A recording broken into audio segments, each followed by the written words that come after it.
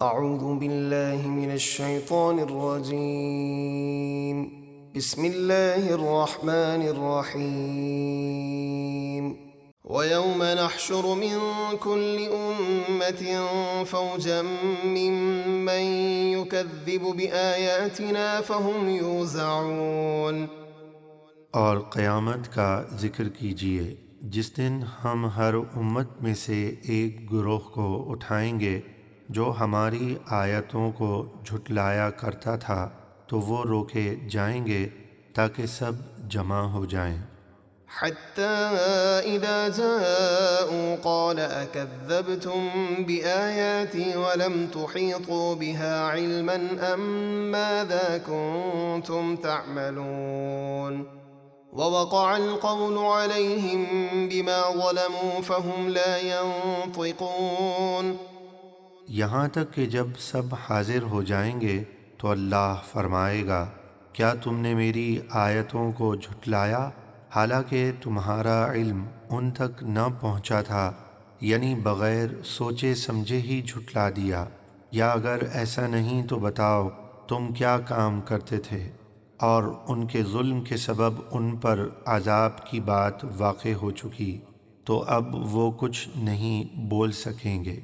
ألم يروا أنا جعلنا الليل ليسكنوا فيه والنهار مبصرا إن في ذلك لآيات لقوم يؤمنون۔ کیا انہوں نے نہ دیکھا کہ ہم نے رات تاریک بنائی تاکہ لوگ اس میں آرام کریں اور دن کو روشن بنایا؟ بے شک اس میں ایمان والوں کے لیے نشانیاں ہیں۔ ويوم ينفخ في الصور ففزع من في السماوات ومن في الأرض إلا من شاء الله وكل أتوه داخرين۔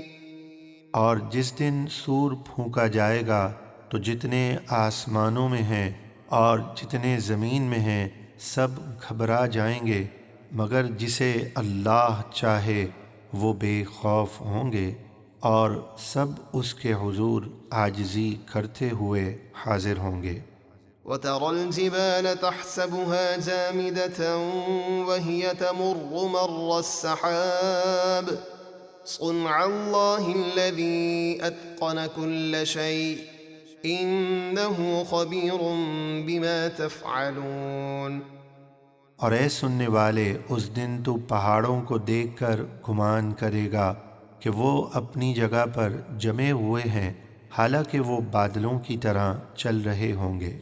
یعنی جب سور پھونکا جائے گا تو پہاڑ دیکھنے میں تو اپنی جگہ جمے ہوئے معلوم ہوں گے، اور حقیقت میں وہ بادلوں کی طرح بڑی تیزی کے ساتھ اپنی جگہ سے چلیں گے اور زمین پر گر کر ریزہ ریزہ ہو جائیں گے، لیکن ان کا یہ چلنا محسوس نہ ہوگا جیسے بڑے بادل چاند وغیرہ کی حرکت محسوس نہیں ہوتی۔ یہ اللہ کا کام ہے جس نے ہر چیز حکمت سے بنائی، بے شک وہ تمہارے سب کاموں سے خوب باخبر ہے۔ من جاء بالحسنة فله خير منها وهم من فزع يومئذ آمنون۔ جو نیکی لائے تو اس کے لیے اس سے بہتر جزا ہے، اور وہ نیکی کرنے والے قیامت کے دن کی گھبراہٹ سے امن میں ہوں گے۔ ومن جاء بالسيئة فكبت وجوههم في النار هل تجزون إلا ما كنتم تعملون۔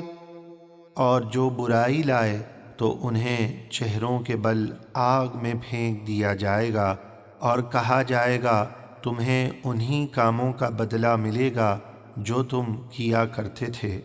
انما امرت ان اعبد رب هذه البلدة الذي حرمها وله كل شيء وامرت ان اكون من المسلمين۔ اے حبیب آپ فرما دیجئے مجھے تو یہی حکم ملا ہے کہ میں اس شہر مکہ کے رب کی عبادت کروں جس نے اسے حرمت والا بنایا، اور ہر چیز اسی کی ہے، اور مجھے حکم دیا گیا ہے کہ میں فرما برداروں میں رہوں۔